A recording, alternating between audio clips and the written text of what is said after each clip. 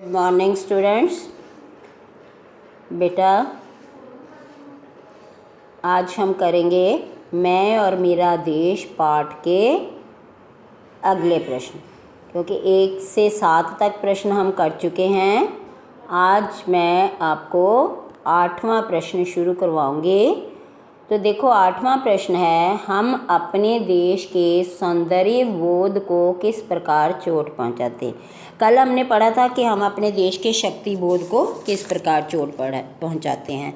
तो उसमें क्या था कि जब हम सार्वजनिक स्थलों पर अपने देश की बुराई करते हैं, अपने देश को हीन बताते हैं और दूसरे देशों की प्रशंसा करते हैं, तो हम इस प्रकार अपने देश के शक्ति बोध को चोट पहुंचाते हैं। अब है हमारा प्रश्न सौंदर्य बोध।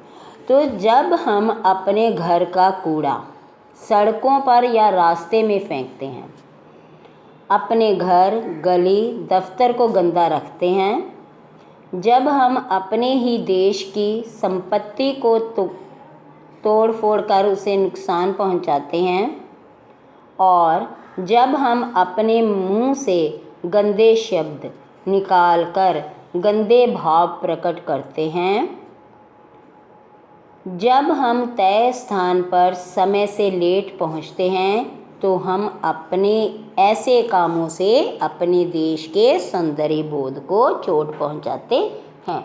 सौंदर्य में सुंदरता, तो हम अपने देश की सुंदरता को चोट पहुंचाते हैं। ठीक है, कूड़ा करकट बाहर फेंक देते हैं, सड़क पर, रास्ते में, दफ्तर को गंदा करते हैं, अपनी गली को, अपने घर को तोड़ फोड़ करते हैं, गलत शब्द बोलते हैं ना। तो इस तरह से हम अपने देश के सौंदर्य बोध को चोट पहुंचाते हैं। प्रश्न नंबर 9, देश की उच्चता और हीनता की कसौटी क्या है। उत्तर, किसी भी देश की उच्चता और हीनता की कसौटी क्या होते हैं? चुनाव। अगर देश के नागरिक अपनी बुद्धि और विवेक से गलत सही का फैसला करके अपने मत का प्रयोग करते हैं, मतलब अपनी वोट, और अच्छे लोगों को वोट देकर चुनते हैं, तो वह देश उच्च कहलाता है। ठीक है, जब हम सही व्यक्ति को चुनते हैं, वोट डाल करके अच्छे लोगों को चुनते हैं, तो वो देश उच्च कहलाता है। परंतु जिस देश के लोग केवल भाषणों, नारों के गलत प्रभाव में या किसी प्रकार के लालच में आकर अपना मत देते हैं, तो वह देश हीन होता है। ठीक है, तो वो देश कैसा है? हीन कहलाता है। अब हमारे प्रश्न है, उत्तर 6 या 7 पंक्तियों में दीजिए। पहला प्रश्न है, लाला लाजपत राय जी ने देश के लिए कौन सा महत्वपूर्ण कार्य किया? निबंध के आधार पर उत्तर दीजिए।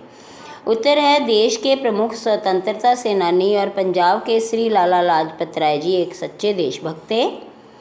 उन्होंने देश को आज़ाद करवाने के लिए अपने भाषणों और लेखों से देश के लोगों के अंदर स्वतंत्रता पाने का उन्होंने क्या किया था? जोश पैदा किया था, लोगों के अंदर जागृति पैदा की थी।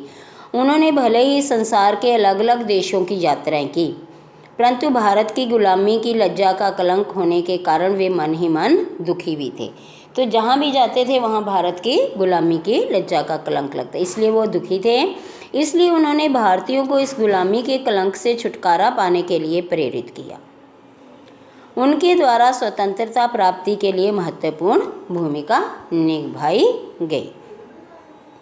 अगला प्रश्न है, तुर्की के राष्ट्रपति कमाल पाशा और प्रधानमंत्री पंडित जवाहरलाल नेहरू से संबंधित घटनाओं द्वारा लेखक क्या संदेश देना चाहता है? तो आपको मैंने बताया था इसमें क्या था कि इन घटनाओं द्वारा लेखक यह संदेश देना चाहता है कि छोटे से छोटा कार्य भी महान होता है यदि उसके पीछे हमारी भावना अच्छी हो। मतलब अच्छी और सच्ची भावना से किया गया काम चाहे कितना भी छोटा हो, वो महान बन जाता है। तो तुर्की के राष्ट्रपति कमाल पाशा के जन्मदिन पर एक बूढ़ा किसान उनके लिए मिट्टी की हंडिया में सिर्फ पाव भर शहद लाया। ठीक है, तो मतलब उस किसान की भावना का सम्मान किया राष्ट्रपति ने। भारत के प्रधानमंत्री जवाहरलाल नेहरू के लिए एक किसान रंगीन सुतलियों की बुनी हुई सुंदर खाट ले लाया। खाट मैंने बताया था चारपाई। दोनों उपहार कोई विशेष या कीमती नहीं थे, लेकिन उपहार देने के पीछे उनकी अच्छी और सच्ची भावना ने उन उपहारों को कई कीमती उपहारों से भी अधिक मूल्यवान बना दिया।